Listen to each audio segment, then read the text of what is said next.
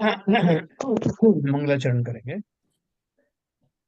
ओम नमः सिद्धेभ्यः जय श्री ओम नमः सिद्धेभ्यः जय श्री ओम नमः सिद्धेभ्यः। मंगलम भगवान वीरो मंगलम गौतमो गणी मंगलम कुंद कुंदाद्यो जैन धर्मोस्तु मंगलम। सर्व मंगल मांगल्यम सर्व कल्याण कारकम प्रधानम सर्वधर्माणाम जैनम जयतु शासनम। जैनम जयतु शासनम जैनम जयतु शासनम। ज्ञानार्णव ग्रंथ के 36वें सर्ग में संस्थान विषय नाम के धर्म ध्यान का वर्णन चल रहा है। हमने जो पहले जो धर्म ध्यान के प्रकार पढ़े थे उनमें से हमने आज्ञा विषय, अपाय विषय, विपाक विषय तीन पढ़ चुके हैं। चौथा ये संस्थान विषय है, जो इसके अपने बहुत सारे उपभेद हैं, है ना। तो अपन ये इसके बारे में पढ़ रहे हैं, जिसमें अभी पहला जो भाग आया है, जिसमें संस्थान मतलब उस स्थान में जहां जहां हम रहे, उन स्थानों में सबसे पहले नरक का वर्णन आया।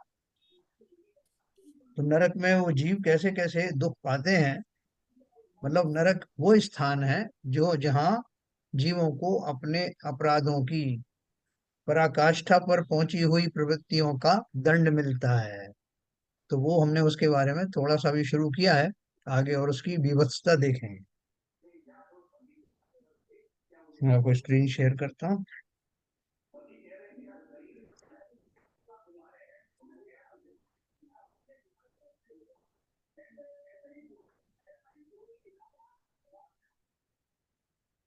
हाँ, 19 20 19 नंबर का हम पढ़ेंगे। अय कंटक कीर्णासु द्रुत लोहाग्नि वीतिषु छिन्न भिन्न विशीर्णांगा उत्पतंती पतंती च। उस नरक भूमि में वे नारकी जीव छिन्न भिन्न खंड खंड होकर बिखरे हुए अंग से पड़कर बारंबार उछल उछल के गिरते हैं। तो कैसी भूमि में गिरते हैं कि जहां पर लोहे के कांटे बिखरे हुए हैं और जिनमें लोहा गल जाता है ना। देखो वहां की कैसी प्रवृत्ति होती है। वो नारकी जो है वो एक दूसरे के शरीर को खंड खंड कर देते हैं, करते ही रहते हैं, और फिर से उनका शरीर जुड़ जाता है, पारे की तरह फिर से जुड़ जाता है।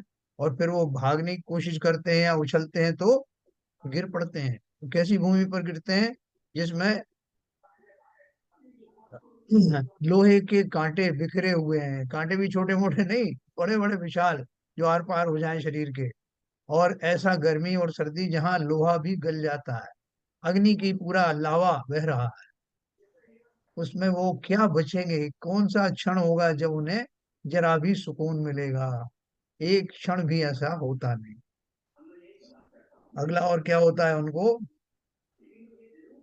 दुस्सह निष्प्रतिकारा ये रोगा सन्ति केचन साकल्येनेव गात्रेषु नारकाणाम भवन्ति ते।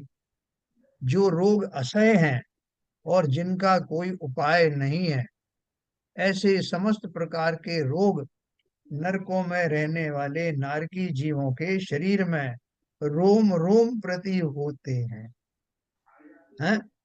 अपन तो पढ़ते हैं कि मनुष्यों के शरीर में भी 8 करोड़ रोगाणु सदा तत्पर रहते हैं, तैयार रहते हैं उत्पन्न होने के, रोगों के उत्पन्न होने के लिए। और वहां तो उत्पन्न ही है। उसके रोम रोम में रोग भरे ऐसे ऐसे रोग हैं जिनका कोई उपचार नहीं। ऊपर से मारधाड़ अलग चल रही। कि सोचो उस जीव को पहुंचने के बाद में एक पल की भी कहीं चैन किसी भी रूप में, ना शारीरिक रूप में ना मानसिक रूप में, कहीं भी होती नहीं। फिर 21 नंबर है।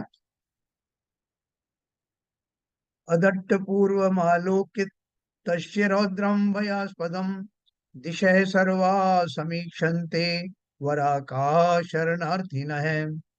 फिर वे नारकी जीव उस नरक भूमि को अपूर्व और रौद्र देखकर किसी की शरण लेने की इच्छा से चारों तरफ देखते हैं कि भैया कोई तो बचा लो, मरे जा रहे हैं हम, बार बार हमें मारा जा रहा है, कोई बचा लो।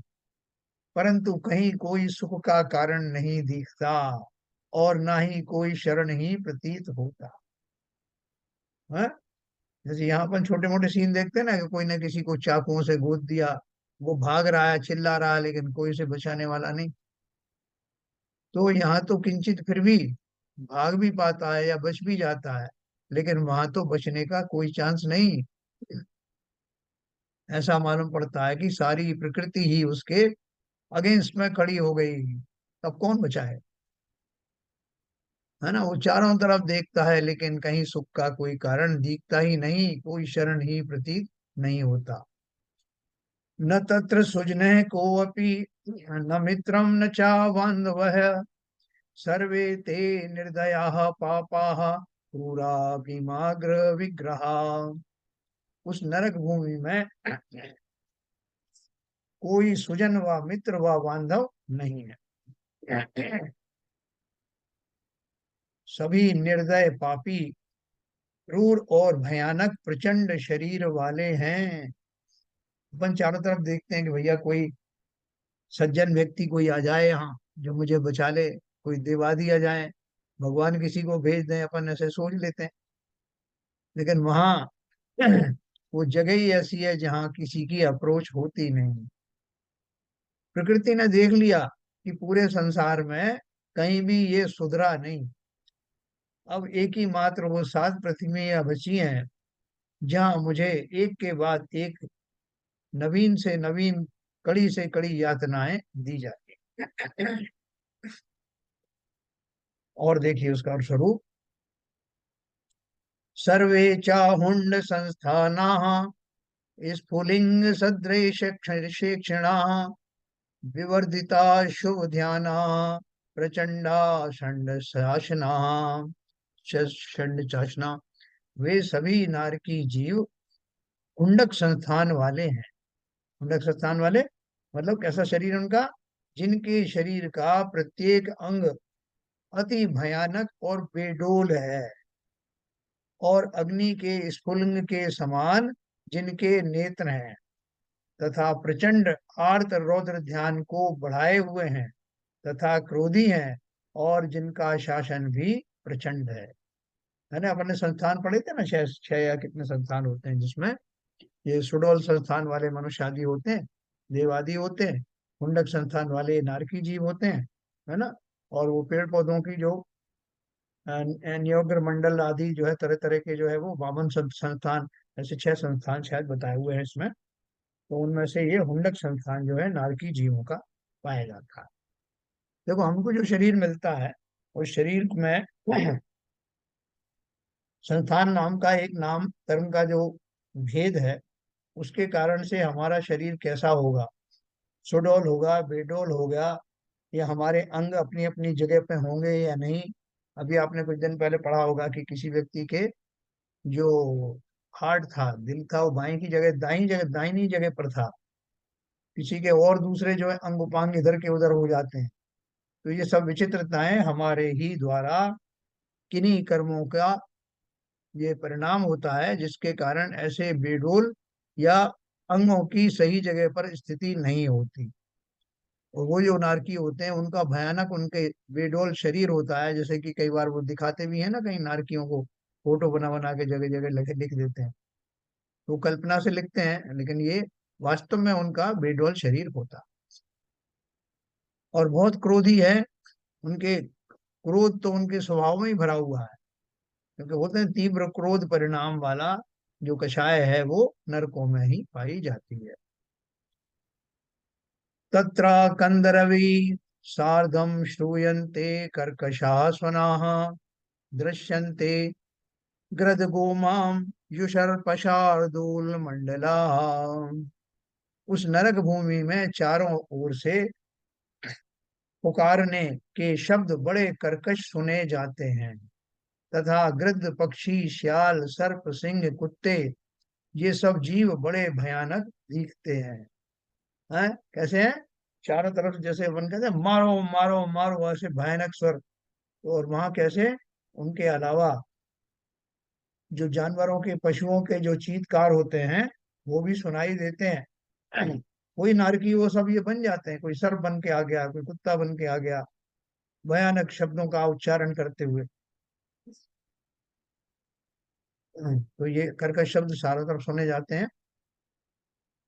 घ्रायन्ते पूतयो गन्धा, स्पृश्यन्ते वज्रकंटका, जलानि पूतगंधीनि, नद्यो वसंगमासक कर्दमा। जिस नरक भूमि में दुर्गंध सूंघनी पड़ती है, और वज्रमय कांटों से छिदना पड़ता है, और जल जहाँ दुर्गंधमय है, और रुधिर मांस का है कांदा जिनमें, ऐसी नदियां हैं। कैसे ही नरक की भूमि, कि उस स्थान की अगर एक मिट्टी का एक कण भी वो हमारे भूलोक पर आ जाए तो कितने कोसों के जीव मर जाएंगे एक कण आने से। और वो नारकी उस संपूर्ण पृथ्वी में ऐसी दुर्गंधमय पृथ्वी में ही पड़े रहते हैं। और क्या बताया? जिस नरक भूमि में दुर्गंध सूंघनी पड़ती है, और वज्रमय कांटों से छिदना पड़ता है, और जहाँ जल जल जहाँ दुर्गंधमय है, और रुधिर मांस का है कांदा जिनमें, ऐसी नदियां हैं। जल तो होता ही नहीं वास्तव में, ये जो जल दिखाई देता है वो भी मृग मरीच का जैसा होता है, और अत्यंत दुर्गंधमय होता है। रुधिर मांस के लोथड़े उसमें तैर रहे हैं। हाँ, उनको कोई चारा नहीं। तो अब देखो, हम छोटी छोटी बातों पे हम ग्लानि करते हैं, घृणा करते हैं, ऐसी भूमि की हम कल्पना भी नहीं कर सकते। एक बार हम लोग रामटेक गए थे ना, सारे लोग थे, बहुत सारे लोग थे, बाबूजी वगैरह सब थे। तो वहां मुनिराज जहाँ पर ठहरे थे आचार्य श्री, वहां पर किंचित दुर्गंध वगैरह कहीं से हवा में आ रही थी। तो लोगों ने उनसे विनय करने के लिए गए कि महाराज आपको हम थोड़ा शिफ्ट कर देंगे। उन्होंने कहा क्यों, शिफ्ट क्यों करना? बोले यहाँ थोड़ी दुर्गंध आ रही। बोले, काहे की दुर्गंध? हमें तो कोई दुर्गंध नहीं आ रही। क्या पता नहीं और सब लोगों को याद है कि नहीं है, पीछे की तरफ था वो, हम दर्शन करने गए थे। तो कहने का अर्थ क्या है कि जो घोर समता में रहने वाले मनीषी हैं। विद्यासागर जी महाराज थे। इनका एक हाँ हाँ। विद्यासागर पेशाब घर महाराज के रह पीछे रहे थे था और उनका पीछे। रुकने का स्थान। एक पेशाब घर के पीछे रुकने का स्थान था। हाँ हाँ। हाँ, तो वहां से शिफ्ट हुए नहीं थे वो, नहीं है ना? नहीं नहीं हाँ। से- तो अभी देखो, गंध और सुगंध दोनों को जहां एक जैसी भाषित होने लगे, जो उनके ध्यान में कोई बाधा ना पहुंचा पाए, ऐसी समता धारण करने वाले ऐसे आचार्य श्री हैं। अभी इसी युग में है। हम और आप तो जरा सी कहीं गंध आने लगे कि हम फौरन वहां से भाग खड़े हो। तो जो समता की एक एग्जाम्पल ये भी है, दुख में सुख में अनुकूलता में प्रतिकूलता में सब में समान रूप से संसार है। संसार में सब तरह की चीजें। गंध के दो ही तो रूप होते हैं, सुगंध और दुर्गंध। और दुर्गंध में भी अलग अलग जीवों के लिए दुर्गंध भी सुगंध का काम करती। तो इसलिए जीवों की मोह की महिमा जान करके ऐसे मनीषी उनमें विचलित होते नहीं। फिर क्या करोगे नरक में जाएंगे तो? अरे भैया याद मत दिलाओ, आप कहाँ नरक की बात कर रहे हैं? अरे बात की याद क्या दिला रहे हैं? इसलिए याद दिलाया जा रहा है कि अब तो चेत जाओ, ऐसी खतरनाक जगहों पर दोबारा ना जाना पड़े, इसका इंतजाम अभी कर लेना। समता होती तो जाती क्यों वहाँ। हाँ, बहुत बढ़िया, बहुत बढ़िया बात। समता होती तो जाते नहीं, और चले गए हैं तो देख करके अब तो समता आ जानी चाहिए। है ना? बिल्कुल सही कहा आपने। तो देखो यहाँ हम छोटी छोटी बातों में, छोटी छोटी प्रतिकूलताओं में बेचैन हो जाते हैं, परेशान हो जाते हैं। समता का अर्थ यही है कि जो भी जिस रूप में भी, जिस परिस्थितियों में मैं हूँ, वो परिस्थितियां बहुत सारे लोगों को तो वैसी परिस्थितियां भी नहीं मिलती, उससे भी दुष्कर परिस्थिति में उन्हें जीना पड़ता है। इसलिए मैं जहाँ हूँ, जैसा हूँ, अपना भाग्य सराहूं कि मैं कम से कम इस योग्य तो हूं, मैं धर्म कर कार्य कर रहा हूँ, पूजन अर्चना मेरी निर्बाध चल रही है, प्रभु के रोज दर्शन हो रहे हैं। अब छोटी मोटी बाधाएं तो आती हैं, उनका भी इंतजाम करना है कि वो भी ना आए। तो वो कैसे? जो परिस्थितियां हैं उनके साथ में सामंजस्य बिठाना। जो भी व्यक्ति आपके आसपास में, अरे साहब लोग बहुत बदल गए हैं आजकल साहब, मंदिरों में साहब कोई जो है वो बहुत मानी है, तो कोई ईर्ष्यालु है, तो कोई कपटी है, तो कोई कुछ है साहब, बहुत दिक्कतें हैं। संसार नाम इसी का है, इसमें तैरते हुए निकल जाना, सब लोगों से समता भाव धारण करके, क्योंकि संसार का स्वरूप है, सब तरह के लोग होते हैं और अपने अपने कृत्यों में सब फल पाते हैं। आप क्यों बेचैन हो रहे हो? गनीमत समझो कि यहाँ फिर भी बहुत सारे धर्म भीरू लोग हैं, धार्मिक अनुष्ठानों में रत हैं। छोटी मोटी संसार में सबके जो है कमियां लगी रहती हैं, तो उन सब से निर्वाह करते हुए और अपना लोटा छानते हुए इस संसार से निकल जाना है। और ये जो समता की प्रैक्टिस चल रही है, ये परिश्रमों में भी आती है कि मैं किसी भी हालत में मेरी साधना भंग ना होने पावे। इसी का अभ्यास करने की आचार्य श्री कुमार से उठने में क्या दिक्कत थी? क्योंकि उन्होंने अपनी साधना से समस्त परिस्थितियों की प्रतिकूलताएं अपने मन में समाप्त कर दी। क्योंकि यहाँ से एक जगह से हटेंगे दूसरी जगह दूसरी तरह की प्रतिकूलता होंगी, कहाँ तक भागते फिरोगे? इसलिए उन परिस्थितियों से मैं सामंजस्य बिठाना और अपने तपश्चरण और चर्याओं को निर्बाधित बने रहना, यही उनका उपक्रम था। हमें ये शिक्षा लेनी चाहिए, हमारे गुरु ऐसे हैं तो हम क्यों नहीं? तो देखो ये बात हमने करी, कैसा नरक की भूमि है कि एक कण भी आ जाए तो हाहाकार मच जाए।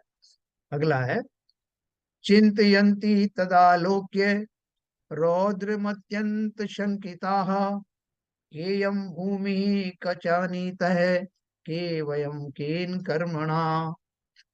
उस स्थान को रौद्र यानी भयानक देखकर वे नारकी गण जो नवीन उत्पन्न हुए हैं अत्यंत शंकित होकर विचारते हैं कि यह भूमि कौन सी है और हम कौन हैं।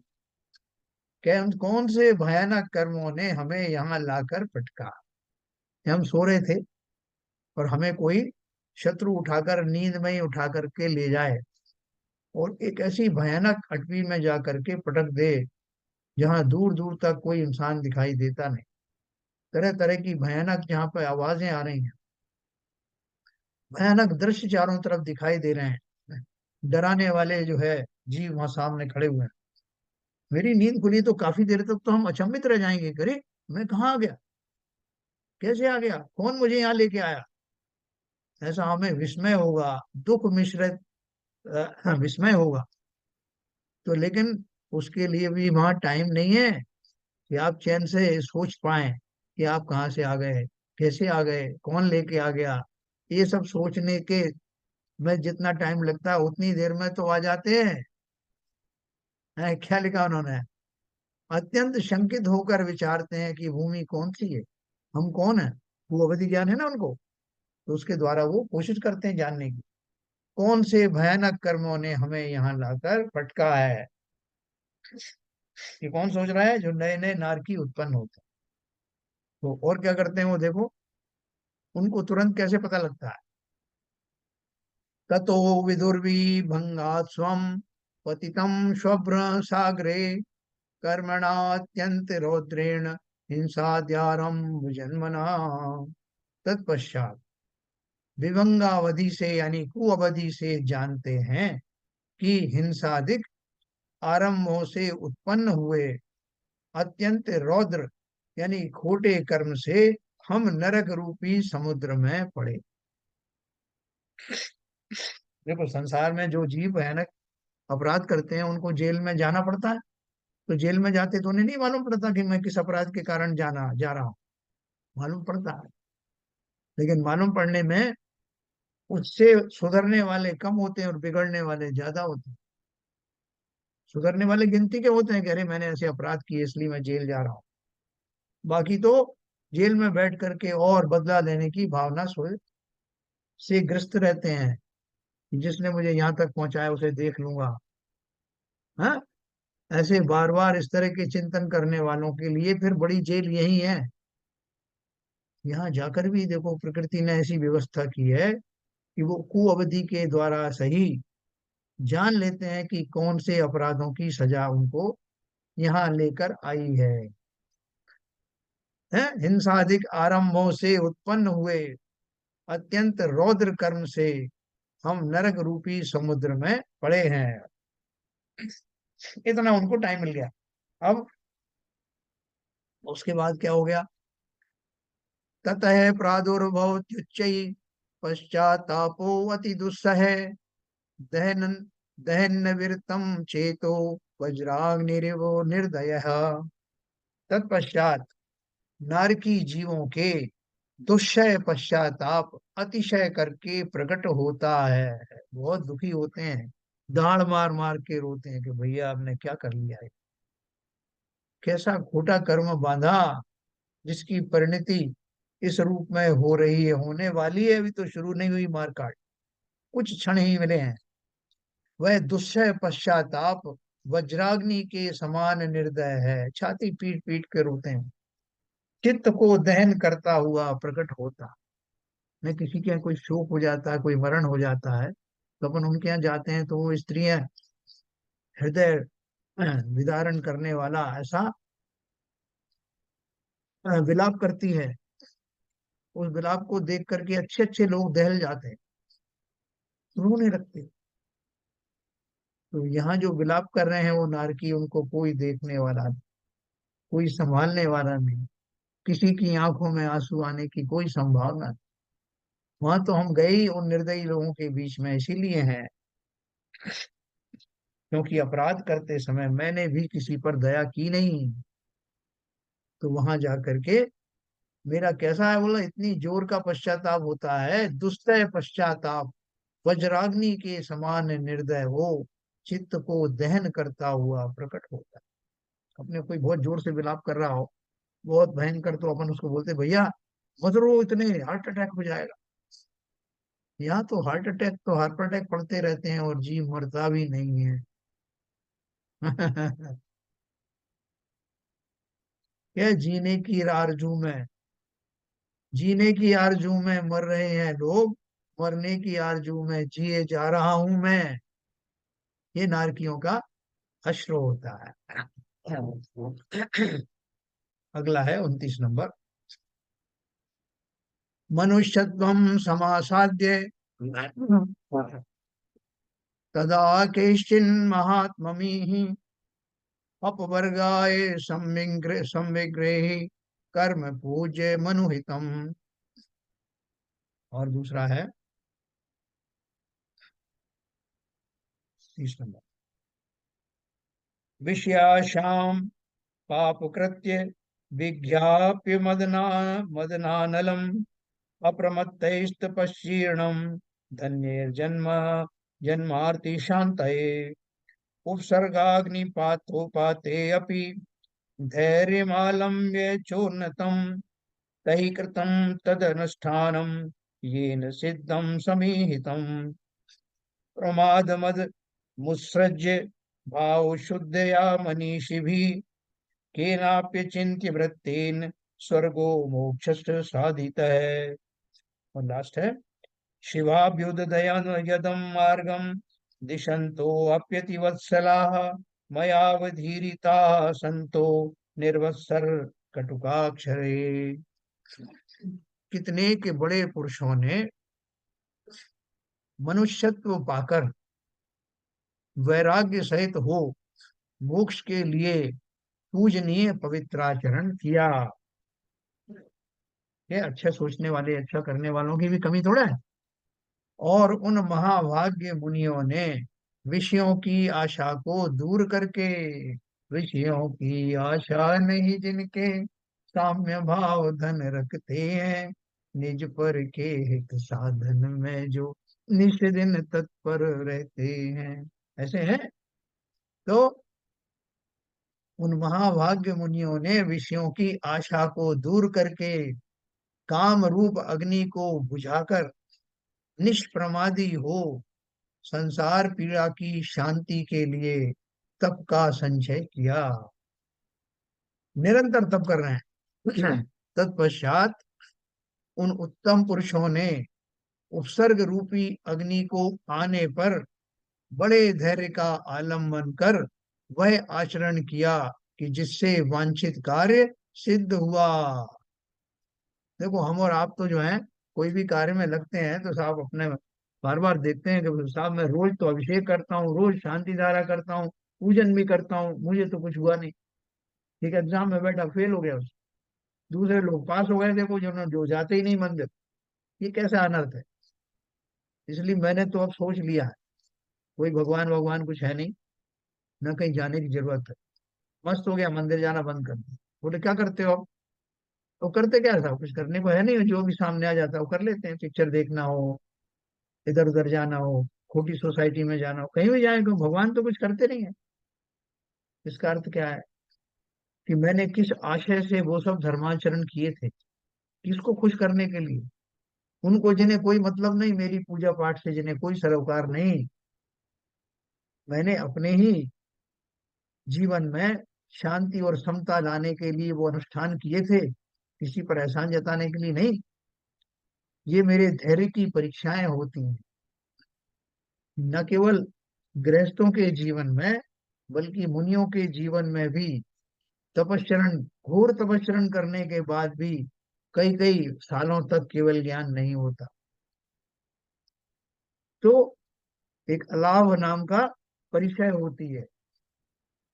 अगर वो मुनि ये सोचने लग जाए कि क्या फायदा हुआ, दर दर घूम रहा हूँ, यहाँ यहाँ जो मैं पलायन करता हूँ, इधर उधर मैं घूमता रहता हूँ, कहीं तो कुछ फायदा हुआ नहीं, क्या फायदा है ऐसा सब करने का?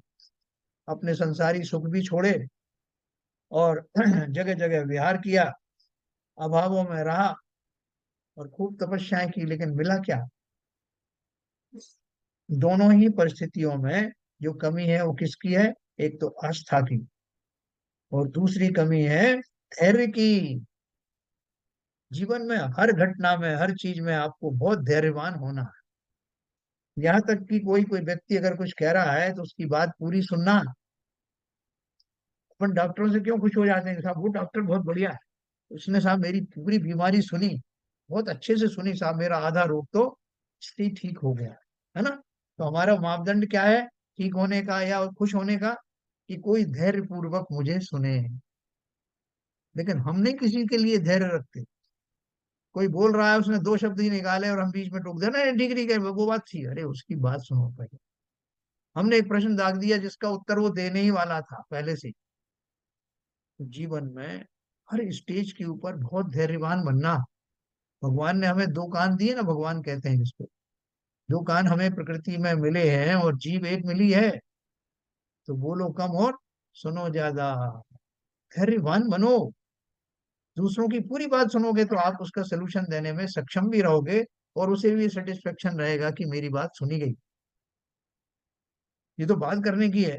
संसार में कई रोग आपको आएंगे, बहुत सारी जो है प्रतिकूल परिस्थितियां आएंगी, और हम जो दवा भी करते हैं, डॉक्टर कहते हैं साहब 6 महीने लगेंगे कम से कम। अरे साहब 6 महीने तक कौन इंतजार करेगा? उन्होंने कहा आपकी हड्डी 21 दिन में जुड़ जाएगी। अरे साहब 21 दिन में? 21 दिन तो बहुत होते हैं, कुछ कम कर लो ना। डॉक्टर से नेगोशिएट कर, ऐसा करो आप और पैसे ले लेना, 6 दिन में जोड़ देना। जोड़ पाएगा? जो काम जिस धैर्य पूर्वक होते हैं वो वैसे ही होंगे। इसलिए उन सब में किसी तरह से व्यथित मत होना, व्यग्र मत होना। इसलिए उन्होंने लिखा, संसार पीड़ा की शांति के लिए तप का संचय किया मुनियों ने। तत्पश्चात उन उत्तम पुरुषों ने उपसर्ग रूपी अग्नि को आने पर बड़े धैर्य का आलम्बन कर वह आचरण किया कि जिससे वांछित कार्य सिद्ध हुआ।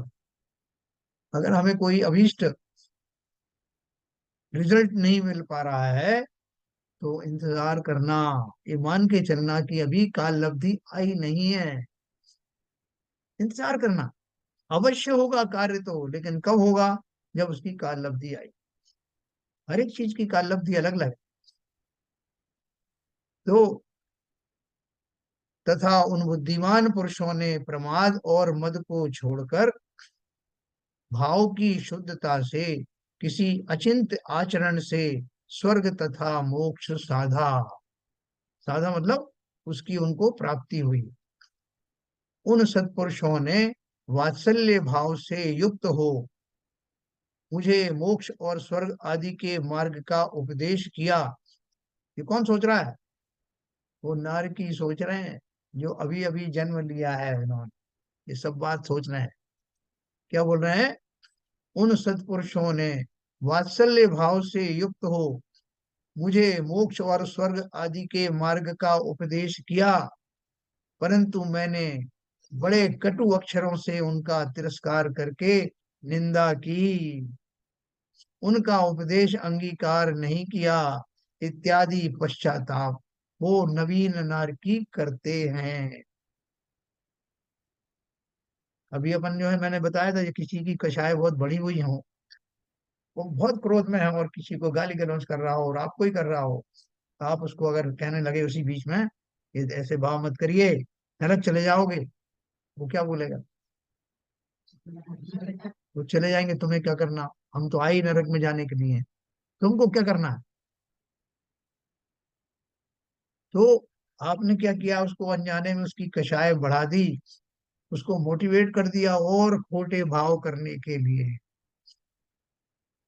अरे साहब, कर दिए तो कर दिया, हमारा कौन सा मित्र था?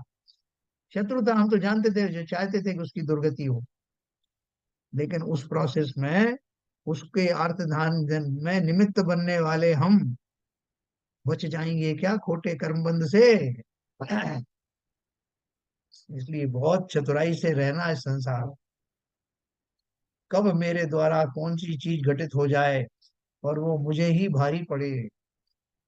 इसलिए कभी किसी को संबोधो, संबोधना अच्छी बात है, लेकिन संबोधो तो काल, द्रव्य क्षेत्र काल और भाव देख करके संबोधना। कहीं ऐसा नहीं कि वो उसके और अहित हो जाए और हमारा भी हो जाए। विवेक का हर जगह उपयोग करना। अभी देखो, जैसा वो नार की पश्चाताप कर रहे हैं, अभी अभी आए हैं और उनको घोर पश्चाताप हो रहा है, एक सेकंड में उनको पूरा नक्शा क्लियर हो जाता है कि मैंने क्या क्या किया था और कैसे कैसे मुझे उपदेश दिए गए थे जो मैंने नहीं माने। लेकिन उनके पास अब कोई चारा नहीं है, वो अपनी गलती को ठीक भी नहीं कर सकते।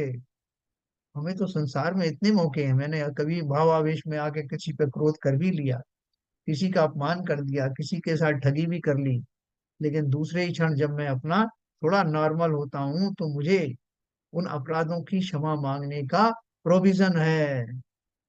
मांग सकता हूँ, कर सकता हूँ भला अपना। कई बार हम मान के वश होकर के, अरे मैं क्यों क्षमा मांगू साहब, मैं तो उनसे बड़ा ही हूं ना हर तरह से, और गलती मेरी तो थी नहीं, ज्यादा तो गलती उनकी ही थी। ऐसा करके हम किसको समझा रहे हैं? स्वयं को ही उन कषायों में बनाए रखना चाहते हैं। तो क्या फायदा हुआ मेरे विवेकी होने का? विवेकी तो मैं तब कहलाऊं जब मैंने अपराध ना भी किया हो, तब भी सामने वाले की प्रसन्नता के लिए, उसमें समता लाने के लिए अपना अपराध मान लेने में कोई हर्ज नहीं, उस बड़प्पन में कोई हर्ज नहीं। क्योंकि नहीं तो हमारा हाल इन नारकियों जैसा होगा, जिन्हें संभलने का भी मौका मिलेगा नहीं। देखो अब वो क्या कहते हैं, आखिर में उनका पश्चाताप देखो, इतना लंबा जो बताया है वो सब जगह शॉर्ट में बताया जाता है, यहाँ देखो कितना लंबाई से है। तस्मिन्नपि मनुष्यत्वे परलोकैक शुद्धिदे मया तत्संचितं कर्म यज्जातं शम्र संबलम। फिर भी नारकी पश्चाताप करता कि परलोक की अद्वितीय शुद्धता देने वाले उस मनुष्य भाव में भी मैंने वह कर्म संचय किया कि जिससे नरक का संबल पाथे राह खर्च हुआ, अर्थात उस कर्म ने सहज में ही नरक में ला पटका है। क्या विचार किया उसने? कि मैंने परलोक की अद्वितीय शुद्धता देने वाले उस मनुष्य भाव में मैंने ये कर्म संचय किया, और जिसके कारण मैं इस नरक में आ गया। देखो, ऐसा चिंतन अगर वहां नरक में भी हो रहा है तो इसका कुछ लाभ मिलेगा कि नहीं? ये अपन आगे पढ़ते हैं। अविद्याक्रांत चित्तेन विषयान्धीकृतात्मनः चर स्थिरा अंग संघातो निर्दोषो अपि हतो मया। फिर नारकी विचारता है कि अविद्या से आक्रांत है चित्त जिसका, तथा विषयों से अंधा होकर मैंने निर्दोष 30 स्थावरों के समूह को मारा। एक एक सीन उसके सामने आ रहा है। उन दुखों के पहाड़ के बीच में कुछ क्षणों से मिले, प्रकृति ने कुछ व्यवस्थाएं की हैं कि उसके सामने पूरा सीन चला आ रहा है कि मैंने क्या किया, निर्दोष 30 और स्थावरों के समूह को मारा। मैंने भर भर के कल से पानी के फेंके, अपने पुण्य कमाने की चक्कर में घड़े भर भर के मैंने अभिषेक में जल फेंका, और फलतः अनंत स्थावर जीवों का घात किया। जल काय के जीवों का, जो जल जहां जहां जा रहा है वो पृथ्वी काय के जीवों का, उनसे जो वाष्प आदि प्रकट हो रही है वो वायु काय के जीवों का।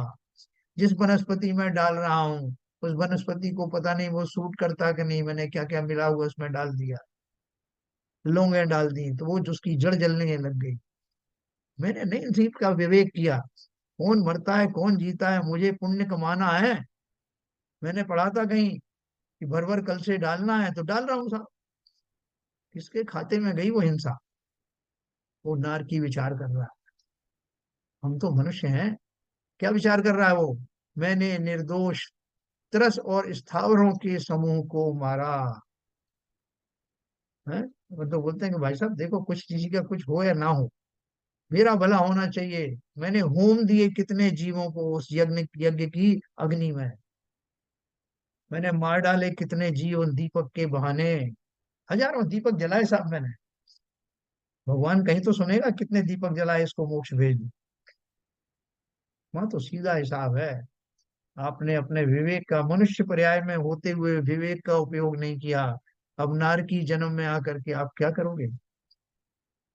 फलतः मैं नरक में चला गया, और वहां ये, अब उसके दिमाग में ये सारी बातें आ रही है ना। अपन 2 और पढ़ेंगे। 36 37।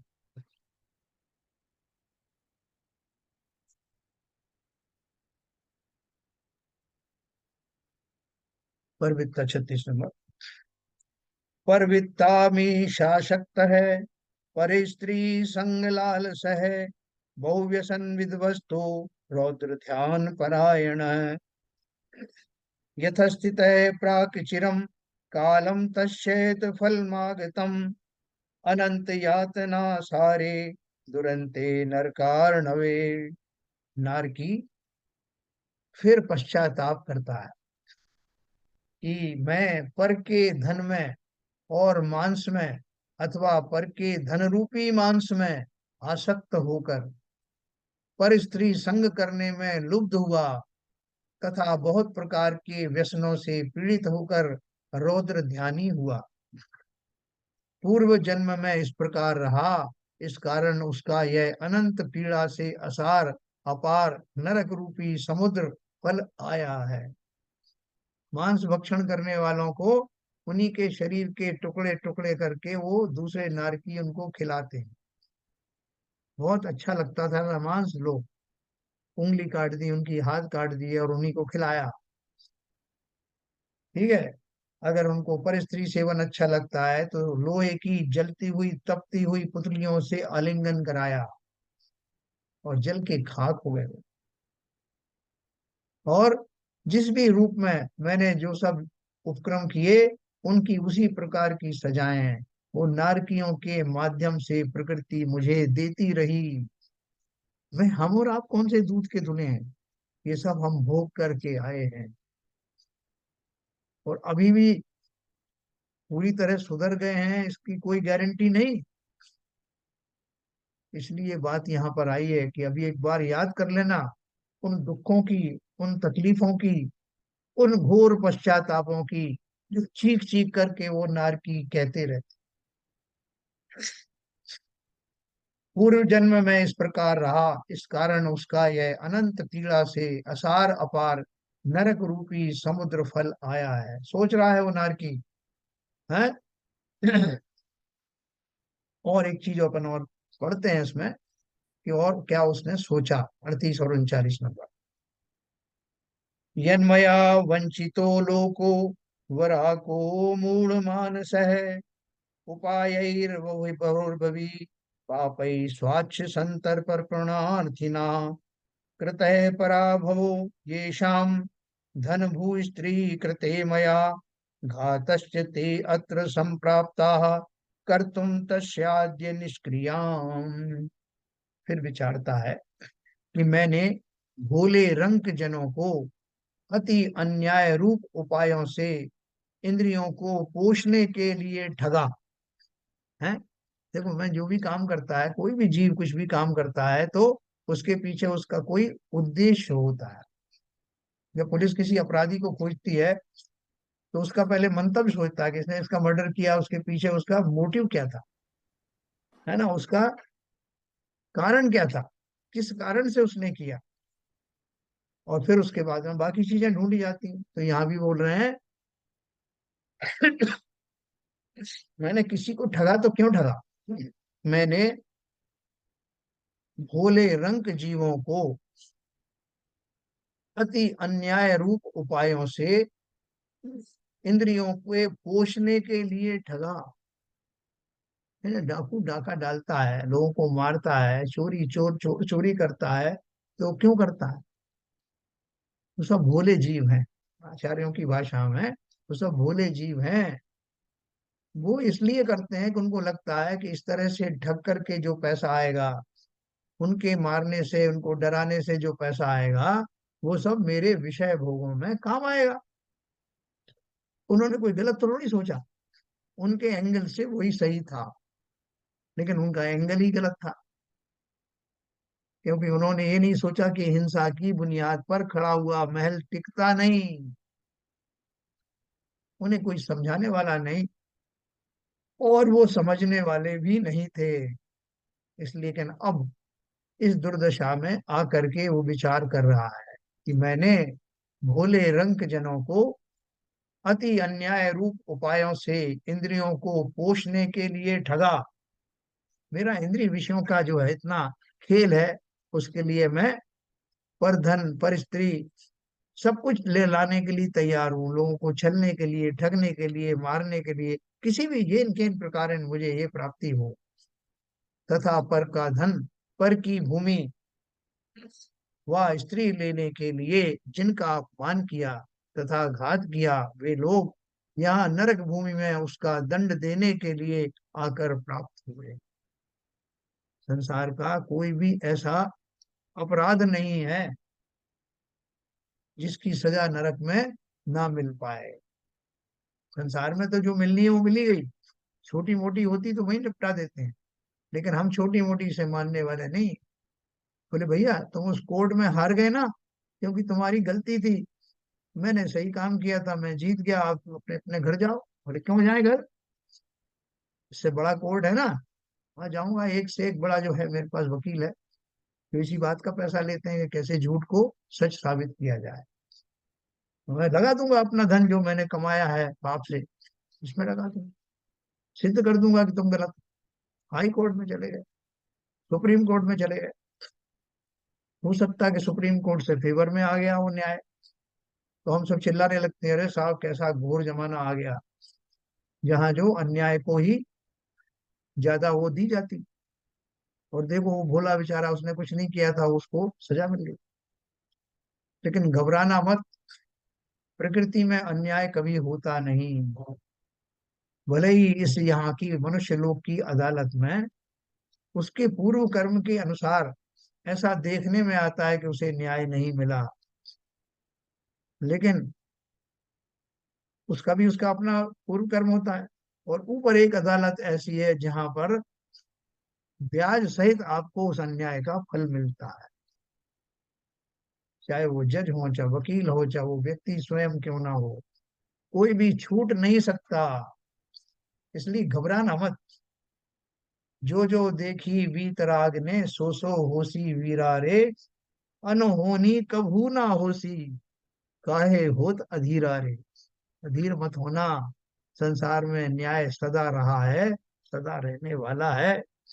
भले ही उस न्याय में मैं स्वयं क्यों ना पिस जाऊं, लेकिन न्याय तो न्याय है। तो इसलिए उन्होंने कहा, वो जो नारकी है वो सोच रहा है, पर का धन पर की भूमि पर से स्त्री लेने के लिए जिनका अपमान किया तथा घात किया, वे लोग यहाँ नरक भूमि में उसका दंड देने के लिए आकर प्राप्त हुए। पहले से दुश्मन खड़े हुए तैयार, तुम आओ तो सही, देख लिया जाएगा।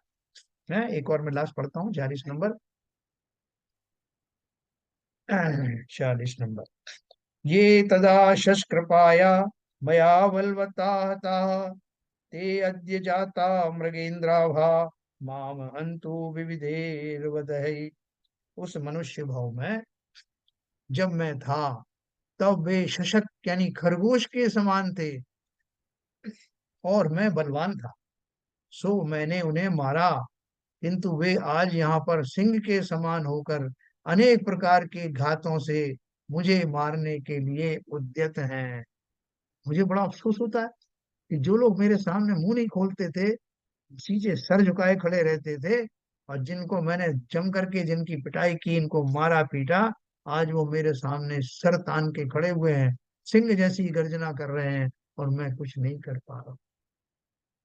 ऐसा विलाप करता हुआ वो नारकी अभी और भी विलाप करेगा। हाँ, तो ये सब जो भाव हैं, ये हमको मात्र डराने के लिए नहीं, बल्कि हमारे विवेक को जागृत करने के लिए हैं, कि मैं अब तो जाग जाऊं, ऐसी दुर्दशाओं से मैं कितनी बार गुजरा हूं, और अब समय आ गया है अपने ही दुष्कृत्यों और उन दंडों को याद करके अब ऐसे अपराध मुझसे ना हो, ऐसा संकल्प मुझे अवश्य करना।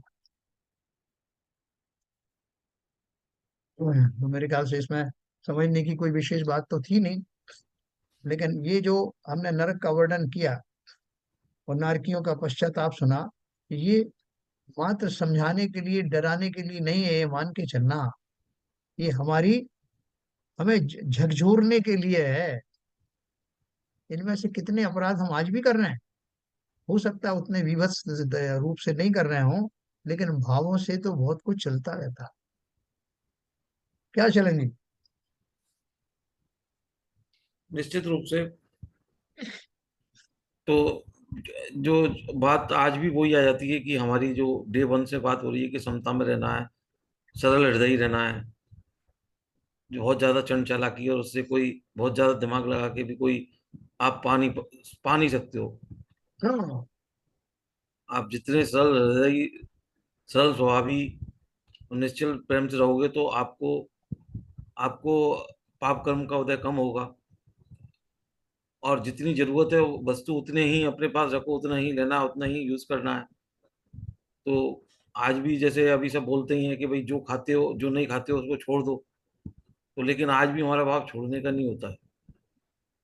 पता नहीं कब मिल जाए, कब खा लें। जैसे कोई हाँ, चीज अमेरिका में मिलती है, यहाँ नहीं मिलती है, यहाँ कभी बड़े बड़े स्टोर पे मिलती है। तो हम उनका त्याग कर सकते हैं कि ये भाई ये चीजें यहाँ इंडिया में नहीं मिलती, हम त्याग कर दो इनका। लेकिन हमारा भाव उसको भी देख लेते हैं तो खाने का रहता है। बिल्कुल सही बात। तो और जो नरकों का जो वर्णन हो रहा है अभी, वो वास्तव में जिसे कहते हैं ना कि आई ओपनिंग है, लाइक आपका इससे ज्यादा और मतलब आज आज आपको एक जरा सी बदबू हो तो आपको 1 मिनट बैठा नहीं जाएगा, आप हाँ, बेचैन हो जाते हैं। अभी तो ऐसी पोजीशन है, बाथरूम करने हो तो बच्चे जाते नहीं, 8 8 घंटे बाथरूम नहीं जाते ट्रेनों में। तो और हम जो सफाई के वास्ते और दूसरी चीजों के वास्ते इतनी ज्यादा पाप कर्म कर रहे हैं, इतना ज्यादा जो मच्छरों को मारने की दवाइयां और वो कर रहे हैं, तो कितनी बदबू हमको सहन करनी पड़ेगी जाके नरकों में। यस, और बिल्कुल सही आजकल बात। वो जो एडवर्टाइजमेंट आता है, जो बैट चलाता है बहुत एक्शन से और मच्छरों को मारता है, लोग खुश होते हैं और वो जाके बैट खरीद के लाते हैं घर पे। हाँ, काला और हिट। हाँ, हाँ, हाँ, है जैनियों ना? के घर में भी बैट और ये सब मिलने लगे हैं। सब मिलेगा। और अपन जो है वो दवाई वाले से बोलते हैं कि तुमने कैसी दवाई दी थी, पिछली बार तो एक भी काकरोच मरा नहीं उससे, है ना, अपने सहज भाव से बोलते हैं अपन। हम्म। तो संकल्प ही हिंसा है हमारी, कि मैं तो चाहता हूं कि एक भी ना बचे। उससे आपसे कोई कह दे कि साहब ऐसा है कि अपनी घर में साफ सफाई रखो ना पहले से ही, जहाँ जहाँ चांस है तुम्हें काकरोच पैदा होने के लिए, ऐसे करो ही मत, ना जूठे बर्तन छोड़ो, न नालियों में कुछ बहाओ, खूब सफाई पहले कर लिया करो ना, होने से पहले। वो विवेक जागृत नहीं होता, और उस प्रमाद के फलस्वरूप पनपने वाले जीवों को एक झटके में मारने का संकल्प मैं करता हूँ। क्या सी विजन साहब, कुछ बच सकते हैं अपन इनसे, इन हिंसाओं से, कि नहीं बचा जा सकता?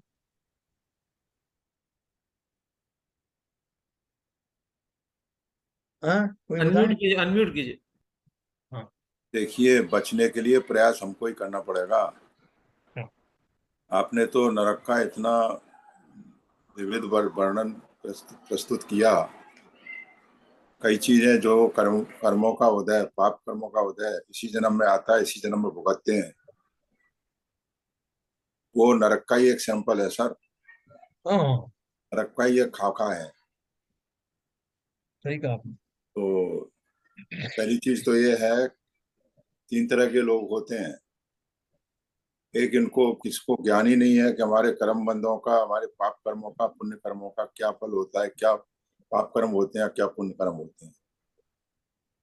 तो लोग ऐसे होते हैं दूसरे तरह के, जो अपना स्वाध्याय करते हैं, पढ़ लिया, किताब बंद कर दी और भूल गए। तीसरे होते हैं जो उनको पूरा ज्ञान होता है, अगर वो ज्ञान होने के बाद अगर तो उसको धारण नहीं करें तो उस ज्ञान का कोई फायदा नहीं। तो ज्ञान को धारण करके, जैसे शैलेंद्र जी ने कहा, कि जब तक वो सरल स्वभावी समता भाव में हम नहीं आएंगे, तो हमें भी उन्हीं गतियों में, और जो भी कर्म किए हैं उनका फल हमें भोगना पड़ेगा, कोई दूसरा नहीं भोगने वाला। बिल्कुल, बिल्कुल सही कहा आपने। हाँ, बहुत सारे लोग यहाँ देखो झुग्गी झोंपड़ियों में रहते हैं, नीचे खड़ा हुआ पानी चारों तरफ भरा हुआ है, उसमें सब तरह का जो है वो आ, जो अशुद्ध चीजें हैं वो सब पड़ी हुई हैं, उन्हीं के बीच में वो झोपड़ी बना के रह रहे हैं, वर्षों से रह रहे हैं।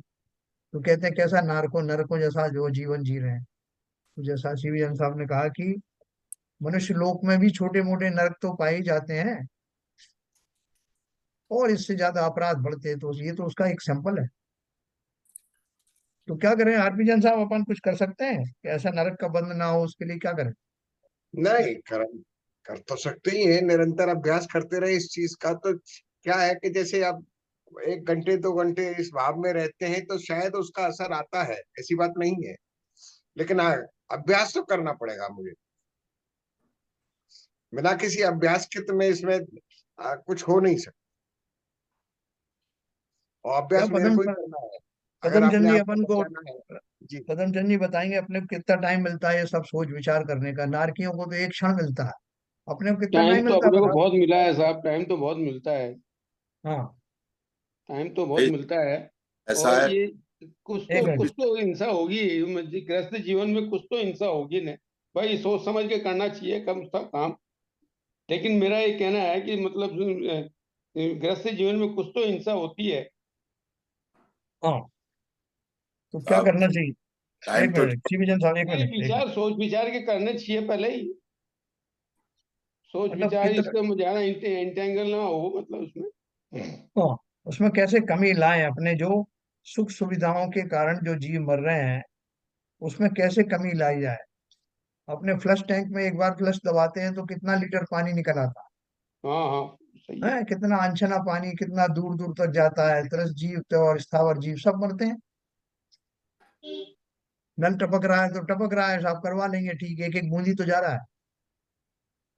ये सब छोटे छोटे उपाय हैं, ये अगर हमने नहीं किया, इन पर प्रमादी रहे, तो हमारे ही खोटे कर्मों का बंध अवश्य होगा। ठीक है सर, क्या संजय प्रकाश जी, आपको ऐसा एक्सपीरियंस है थोड़ा बहुत? जी सर। ये सर वही कह रहा हूँ, भाव हमेशा मतलब अपने को अच्छे रखना है। और कहीं गलती हो भी रही तो एक हमेशा मतलब अफसोस का भाव रहे, उस भाव से अपन करते रहें। काम तो करना ही है, जैसे आपने बताया चल दिनचर्या में, लेकिन बस भाव और अपने विचार वैसे ही रहे। अब जैसे नहाने का, ऐसे सुबह से उठने से लेकर सभी चीज का है, जितने कम से कम पानी में नहा सकते हैं उतने कम से कम पानी में नहाए। जरूरत हो तो गर्म पानी करें, नहीं तो नहीं करें चीजें। जितना ऐसे मतलब अपन जितना अवॉइड कर सकते हैं लाइफ में अपने, बिल्कुल सही और बात है। और करते भी गर्म सब पानी कुछ। भी गीजर में करने की जरूरत नहीं है, अलग से छान करके थोड़ा अपने अलग जी जी, भगोनी में कर सकते हैं गर्म, करते हैं थोड़ा सब सा। चीजें। हाँ। अष्टमी चौदस के चलिए। दिन तो नियमित इस टाइप से लेके कोशिश करते हैं कि अष्टमी चौदस को तो गीजर चालू करे नहीं। हाँ, डिवीजन साहब कुछ और बोल रहे थे। ये मैं आपने पूछा था कि कितना टाइम, टाइम की बात है। हाँ, टाइम तो 24 घंटे ही मिलते हैं सर सोचने के लिए। उस 24 घंटे में हम अपना कोई की शादी करना है, ब्याह करना है, किसी को का बुरा करना है, भला करना, बहुत सारे काम है हमारे पास। नहीं तो वो उसी उसी में तो लगे रहते हैं बाकी। है ना, इसका विचार कहाँ है साहब, चला गया हुआ पानी, मर गए होंगे कुछ जीव, हमें हमें क्या लेना देना। ना उसका जैसा तो होता है ना, थोड़ा विचार, सावधानी पूर्वक क्रियाएं करें बस। साहब उसका तो विचार कोई करता ही नहीं है कि जीव मर रहे हैं कि नहीं मर रहे हैं। पहली बात तो अभी है। देखो, कल या परसों के रोज जो है पानी की कमी थी मंदिर में, तो ये बाबूजी ने बहुत चतुराई के साथ कम से कम पानी में सारी क्रियाएं की, विवेक पूर्वक किया। जरूरी नहीं कि दो दो बार पानी डालो, तीन तीन बार पानी डालो, जितना पानी इकट्ठा होगा उतना फिर आप गमलों में डालोगे, वहां के जीव मरेंगे। तो ये जो विवेक है, ये चतुराई है, इनका मिलता है पुण्य वास्तविक। इसका नहीं मिलता कि आप घड़ों से बहाते रहो और कितने जीव मर जाए इसकी कोई परवाह नहीं, पाप का बंद होता है। ऐसा विवेक पूरे जीवन में रखना। क्या भाव जी। इसी काल में प्रमादवश और अप्रमादवश। हाँ। प्रमादवश अगर आप काम करेंगे तो आपको आपको जो आप कर रहे हैं उसमें भी आपको पाप कर्म का उदय लगेगा। बंद होगा। और और अगर आप अप्रमत मतलब सावधानी बरतेंगे हर क्रिया में, भले ही जी। अब वो तो जीव जो आया वो आयु कर्म से अपना मरता है, हाँ, लेकिन अगर हम सावधानी रखेंगे तो आपके हाथ से हुई हिंसा हिंसा भी आपको वो ऐसा फल नहीं देगी, बराबर। पैसा फल नहीं देगी। तो इसलिए हमें हमेशा हर क्रिया में, नहाने में, धोने में, मंदिर की क्रियाओं में, हर क्रिया में इस बात का ध्यान रखना चाहिए कि हमारे हाथ से कहीं हिंसा न हो।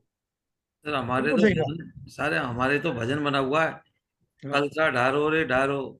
कलसा उसी का ढारो। फायदा उठाते हैं। हाँ, तो मतलब ये जिन्होंने जिन्होंने भजन भी बनाया, जिन्होंने इसके लिरिक लिखे, उनको भी ये ज्ञान नहीं था कि कलसा ढारो का मतलब कितने कलसा डालो, मतलब भगवान के ऊपर डालो। वो भक्ति तो अच्छी है, उसमें कोई पाप नहीं लगता उसमें। लेकिन जो पानी डालोगे और जो अनछना डालोगे, या कैसा शुद्ध होगा पानी, और कितने लाखों लोग डालोगे उस जल को। हाँ, जिन जिन जिन कलशों से पानी ढारों की बात हो रही है वो पानी जो है वो पानी जीव रहित होता है, शीशार होता है हाँ, हाँ, बिल्कुल। आप ये बराबर। समझिए ना, वो हमें नहीं, वो अपने हाँ, वो जीव रहित होता है। अब उसी को हर जगह मैंने कहा भाई ये काम करना है, एक बात बता दी, हर जगह लागू नहीं करना चाहिए ना बहुत उसको। बढ़िया। यस, सही कहा आपने, बिल्कुल सही कहा। चलिए, कल अपन इस पे और चर्चा करेंगे, क्योंकि इस बहाने से हम अपनी क्रियाएं सुधारते हैं। जो कुछ भी उसमें जो गाथाएं आती हैं, उन गाथाओं में एक्स्ट्रा हम क्या एक्स्ट्रापोलेट यही तो करते हैं कि उनके माध्यम से हम अपने आप को संबोधें कि मेरे अपराध कहाँ हो हट रहे रही है। हैं। है ना सर। चलिए, जिनवानी स्तुति आज कौन बोलेगा। सब लोग लिख आप ही के रख लो बोलिए। अपने पास, किसी को भी नंबर आ सकता है। हाँ, बिल्कुल नहीं है। चार पांच ग्राहक नहीं आ रहे हैं अपने। आरपीएन साहब बोलेंगे। चलिए हाँ, बोलिए। ठीक है।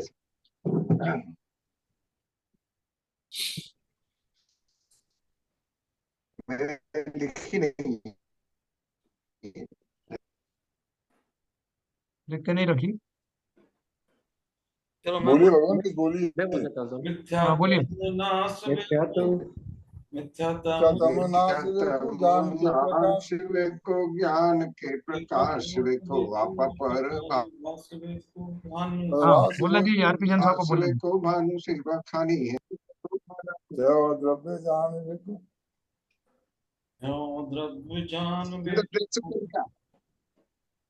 बंद विधि भानवे को स्वपर पहचानवे को पर माने अनुभव जिनवाणी नहीं नहीं नहीं नहीं नहीं, बहुत शॉर्टकट हो गया। अनुभव है सो पावे सुख चैन 1 मिनट आरपीएन, ज्ञान एक ते मिनट, सूझे एक सेकंड 1 सेकंड रुकिए। मिथ्यात्म नाश वे को ज्ञान के प्रकाश वे। 1 मिनट आरपी जान साहब रुकिए, मैं पूरा बोलता हूँ, अधूरी रह गई वो आपने जो बोली।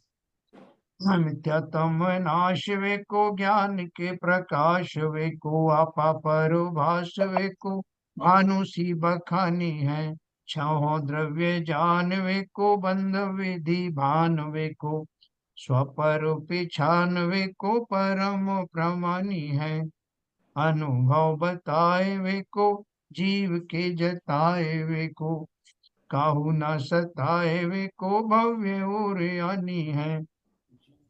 जहाँ जहाँ तहाँ तार वे को पार के उतार वे को सुख विस्तार वे को यही जिनवाणी है।